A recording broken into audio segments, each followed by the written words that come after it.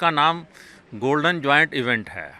इससे पहले जो इसके नीचे आर्च है उसको अप्रैल 2021 में पूरा किया गया था और ये बहुत ही महत्वपूर्ण होता है टेक्निकल पॉइंट ऑफ व्यू से, क्योंकि यहाँ पर विंड से इफ़ेक्ट आता है, तरह तरह के स्ट्रेसेस आते हैं, उनको कंट्रोल करके रखना पड़ता है।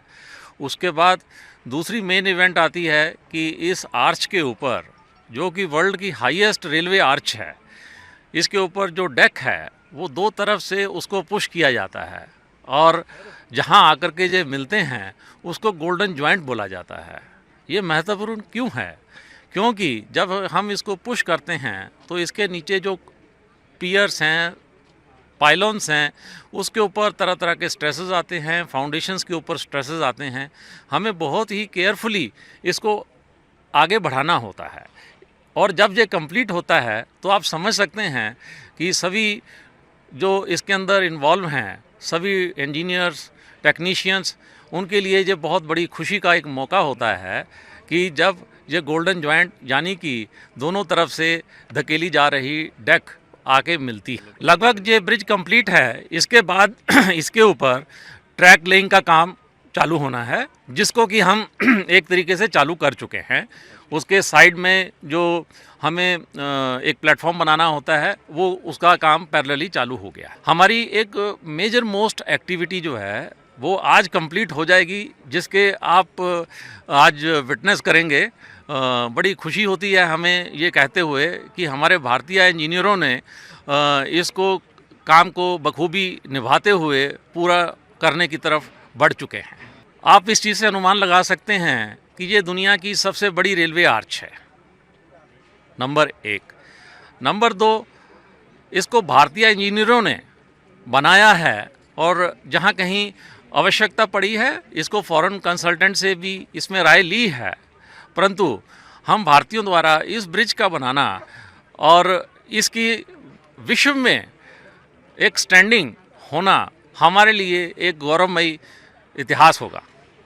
देखिए, इसकी हाइट रिवर के बेस से 359 मीटर्स है। जहाँ तक मुश्किलों की बात है, ये आप समझ सकते हैं कि ये इनएक्सेसिबल रहा है जो भी अप्रोच रोड्स रही हैं। इसके दोनों एंड, एक तरफ बक्कल है और दूसरी तरफ रियासी है, दूसरी तरफ जो कौड़ी है। तो यहाँ पहुँचने के लिए हमें 13 किलोमीटर दोनों की तरफ यानी 26 किलोमीटर हमें सड़क बनानी पड़ी है।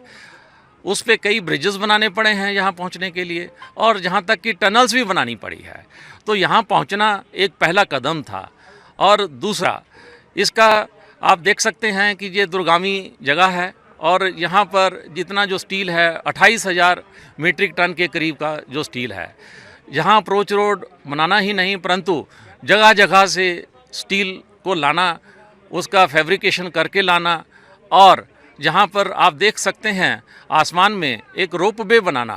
तो ये हर पल इसका जो एक चैलेंज भरा रहा है। आप देख सकते हैं कि ये जो हमारा डेक है ये कॉलम्स के ऊपर जा रहा है, पियर्स के ऊपर से जा रहा है, यानी कि अगर उसके बीच में फ्रिक्शन ज़्यादा होगा तो उस कॉलम या पियर के ऊपर बहुत ज़्यादा स्ट्रेस आ जाएगा। तो उसको मिनिमाइज़ करने के लिए हमें विशेष प्रयास करना पड़ता है, विशेष तकनीक का सहारा लेना पड़ता है और ये मॉनिटर करना पड़ता है अपने यंत्रों द्वारा जो जगह जगह लगे हुए हैं, और ये आर्च की जो फाउंडेशंस हैं उसको भी मॉनिटर करना पड़ता है। तो इस प्रकार से हर पल को पूरी निगाह रखते हुए हम आगे बढ़ते हैं। इसलिए ये बहुत महत्वपूर्ण होता है और आज की इस इवेंट के लिए यही हमारा सबसे बड़ा एक खुशी का इजहार है कि हम इसको पूरा कर पा रहे हैं। ये आप इसको समझ सकते हैं कि छोटी छोटी और एक्टिविटीज़ हैं और ये इसके कंट्रोल सिर्फ इसको बनाने तक ही सीमित नहीं है। इसके जो कार्य होगा जब इसके ऊपर गाड़ी दौड़ेगी, और ये आप देख सकते हैं एक वैली है। इस वैली में जो हवा का बहाव है, कुछ क्षण ऐसे आ जाते हैं जिसमें हवा का बहाव बहुत तेज़ होगा, तो उस बहाव में हमें ट्रेन का ऑपरेशन रोकना पड़ सकता है। तो यहाँ पर जो हमने टेस्ट कराए हैं जिसको विंड टनल टेस्ट बोलते हैं, वो 266 किलोमीटर पर आवर का अनुमान है, वो 3 सेकंड तक के लिए रहेगा। तो उसमें मैक्सिमम स्ट्रेसेस इसमें आएंगे, यानी कि हम हर इसके ऐसे जो कि एक्सेप्शनल होंगे वेदर की तरफ से, विंड वेलोसिटी की वजह से, उसको हम लोग मॉनिटर करेंगे। उसके लिए कंट्रोल रूम तैयार होगा। अब इसके पश्चात वो कार्रवाई पैरेलली भी चल रही है। तो अब ये अनुमान है कि ये नवंबर में ये छोटी छोटी एक्टिविटीज़ भी पूरी कर ली जाएंगी।